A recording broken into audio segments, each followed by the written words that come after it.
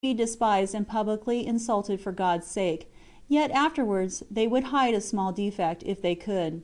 Or if they have not offended, but yet are accused of something, God deliver us from the clamor they raise.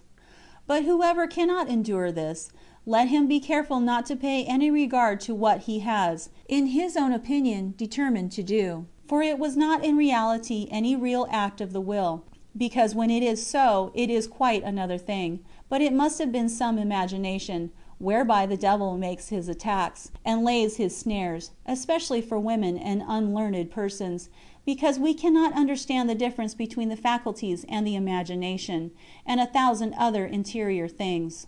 Oh, sisters, how clearly can it be discovered which amongst you has really this love of your neighbor, and which of you has it not in such perfection?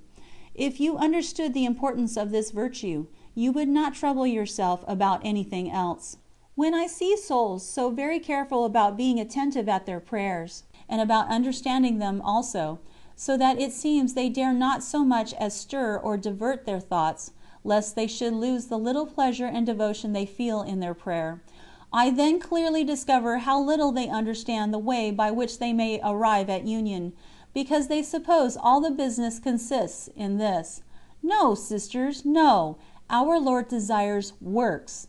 If then you see a sister sick, whom you can in any way relieve, never fear you will lose your devotion if you sympathize with her.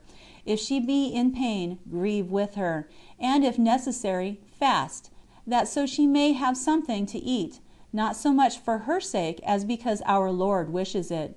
This is true union with His will. If you should hear some person praised much, rejoice more at this than if you were praised yourselves, and this indeed is easy, because where there is humility, praise is a torment. But to rejoice when the virtues of the sisters are known is a great matter, and likewise when you discover any defect in them, to feel it as if your own, and to discover it. But on this point I have spoken at length elsewhere, because I see that if we fail herein, we are undone. Our Lord grant this may never happen to you, for if you be not wanting in this, I assure you you will certainly obtain from His Majesty the union mentioned above.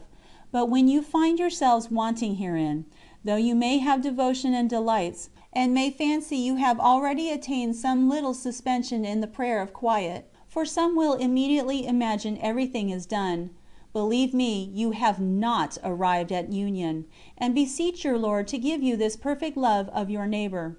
Let His Majesty alone, for He can bestow upon you much more than you can desire, if you force your will to comply with that of the sisters in everything, even though you should lose some of your rights, and if also you should forget your own interest and pleasure, in order to accommodate and please them, however much nature may be opposed to it. And when an opportunity presents itself, if you relieve your neighbor of some trouble, and take it on yourself, think not this will not cost you anything. Consider how dearly the love our spouse had for us cost Him. For in order to free us from death, He Himself suffered the most painful death of the cross.